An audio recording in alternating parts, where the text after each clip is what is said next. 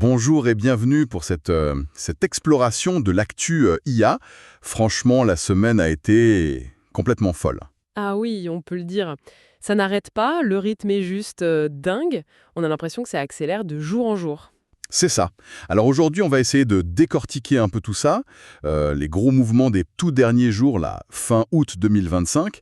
On va parler d'OpenAI, de Google bien sûr, de XAI aussi, la boîte d'Elon Musk. Et sans oublier la Chine, qui bouge beaucoup, et la robotique, qui fait des bonds de géants. C'est vraiment partout en même temps. Exactement. Et pour nourrir notre discussion, on s'appuie pas mal sur une vidéo YouTube de la chaîne Vision IA. Le titre est assez direct, hein. Google écrase OpenAI, la guerre de l'IA a basculé. Un titre choc, ça donne le ton. Carrément. Bon, l'idée c'est de comprendre un peu mieux qui fait quoi, les forces, les faiblesses, où tout ça nous mène, quoi. Allez, on attaque. Allons-y. On commence par OpenAI alors.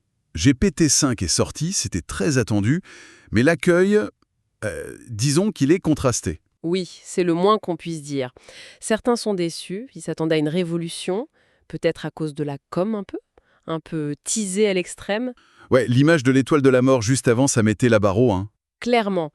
Et d'autres le voient comme une avancée, mais peut-être pas le bond de géant espéré. Il y a comme un décalage.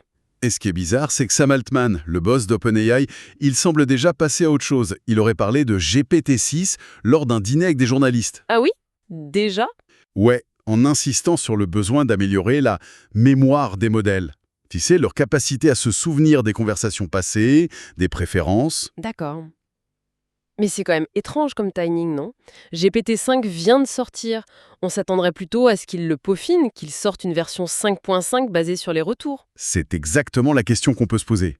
Et il y a même une rumeur qui dit qu'Altman aurait admis en privé que le lancement était complètement foiré. Ces mots, apparemment. Ah ouais, carrément. Ça donne l'impression qu'ils veulent vite tourner la page. Bah oui. Et ce qui est fascinant ici, si cette rumeur est vraie, et vu les retours mitigés, c'est que ça pointe vers un problème peut-être plus profond chez OpenAI.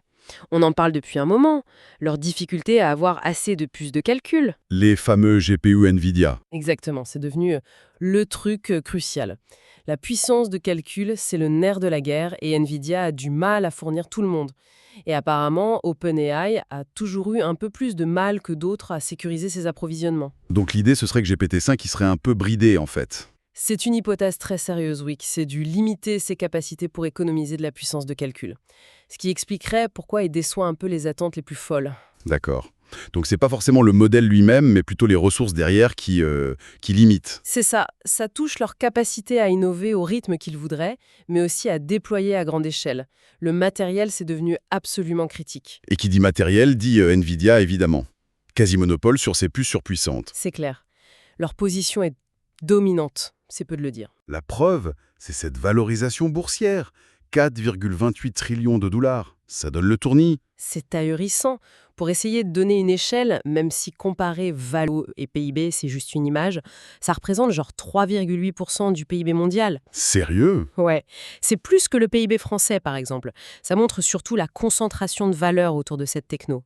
Nvidia, c'est plus qu'un fabricant de puces, c'est un acteur économique majeur, presque géopolitique. Mais cette dépendance de tout l'écosystème à NVIDIA, c'est pas un peu risqué? Si, bien sûr, c'est une vulnérabilité énorme. Le moindre souci chez Nvidia, et tout le secteur tremble. Et puis, ça pose la question de l'équité.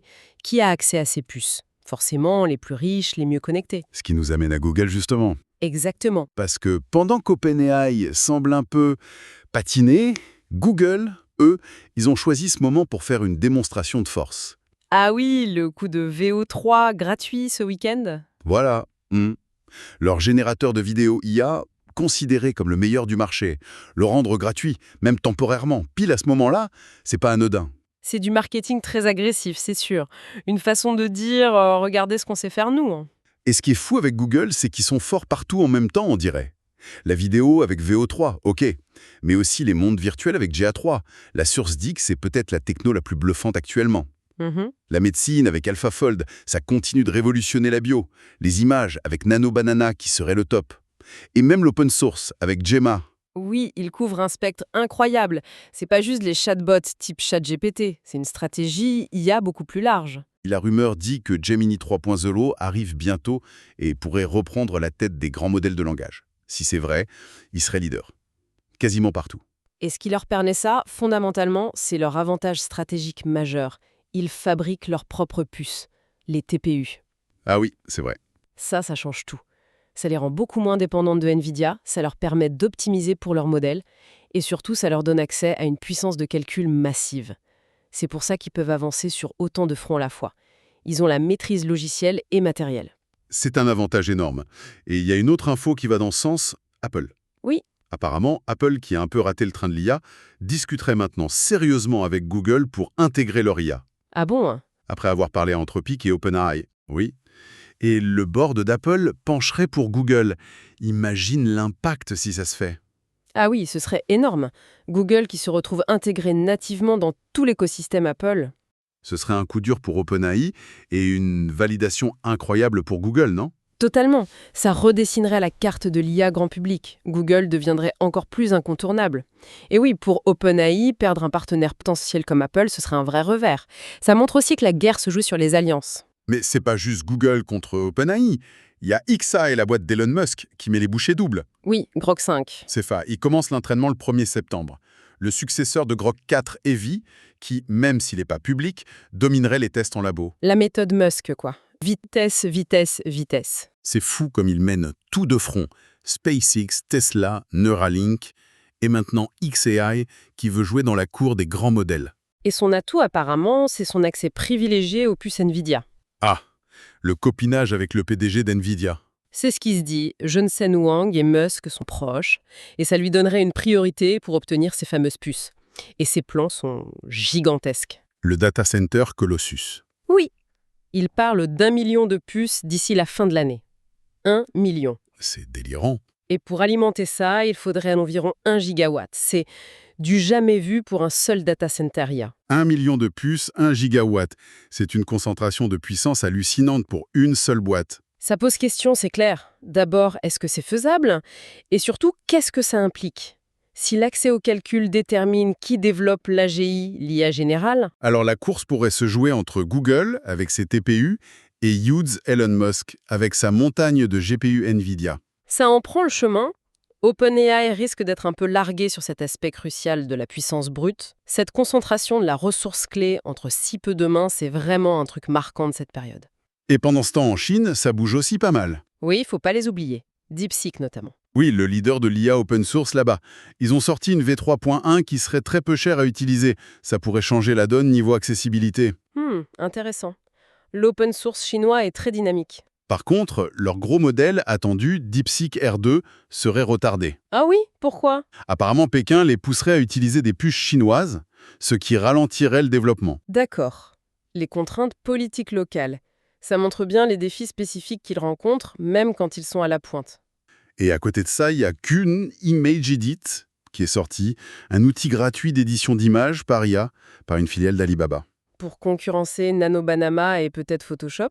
C'est l'idée, oui. Modifier une image hyper facilement, en quelques secondes. Donc la Chine reste un acteur majeur, innovant, surtout en open source et sur des applications ciblées. Même s'ils ont ces contraintes sur les puces, leur capacité à proposer des modèles performants à bas coût, ça peut vraiment perturber le marché occidental. Absolument. Et pour finir, un domaine qui explose littéralement, la robotique. Ah oui, les vidéos de Boston Dynamics sont toujours impressionnantes. Celle d'Atlas, récemment, la fluidité, l'autonomie, la vitesse réelle. C'est bluffant. C'est vrai. On voit qu'ils maîtrisent la mécanique et le contrôle. Mais ce qui est vraiment nouveau, c'est l'approche cognitive. Il parle de Long Horizon Language Condition Manipulation. C'est-à-dire? En gros, tu parles au robot, tu lui dis « va chercher les objets dans la caisse bleue et mets-les dans la rouge ». Et il comprend, il planifie, il exécute. Et si tu bouges la caisse pendant qu'il bosse, il s'adapte. D'accord, donc l'IA devient vraiment le cerveau qui prend les décisions, qui comprend le langage naturel. C'est plus juste une séquence programmée. Exactement. C'est ça le saut qualitatif. C'est énorme comme avancée. Et ils sont pas seuls. Figure a montré son robot 02 qui marche sur terrain accidenté. Oui, avec la démarche un peu particulière, noter la source, mais techniquement, c'est solide. Voilà. Et Unitree bosse sur des mouvements encore plus naturels. Il y a une vraie course à l'agilité. Et la Chine qui organise des Jeux Olympiques pour robots. Les Go Robotics Games, ouais, avec un 400 mètres pour robots. Les humains sont encore devant, mais bon. C'est symbolique, mais ça montre la direction. On est vraiment dans une phase de convergence entre IA et robotique physique. Le robot devient plus qu'une machine, il acquiert une forme d'intelligence pratique, d'autonomie cognitive, C'est fascinant et un peu vertigineux aussi. complètement. On passe de l'automatisation à l'autonomie. Ça ouvre des possibilités immenses, mais ça soulève aussi plein de nouvelles questions sur notre interaction avec ces machines, leur place dans la société. Bon, si on essaie de résumer cette semaine folle, on a OpenAI sous pression, à cause des puces notamment, Google qui roule sur tout, ou presque, grâce à sa stratégie globale et ses TPU, Mhm. malgré les freins. Et la robotique qui intègre l'IA à toute vitesse pour devenir plus intelligente. C'est une bonne synthèse. Le maître mot, c'est vraiment l'accélération généralisée. Alors, qu'est-ce qu'on retient de tout ça, au final?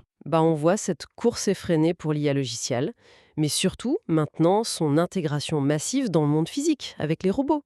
Et si la clé, c'est la puissance de calcul, Mhm. et qu'elle se concentre chez Google et xAI? Ça pose la question du futur paysage technologique et de l'accès à ces outils. Est-ce que tout le monde pourra en bénéficier?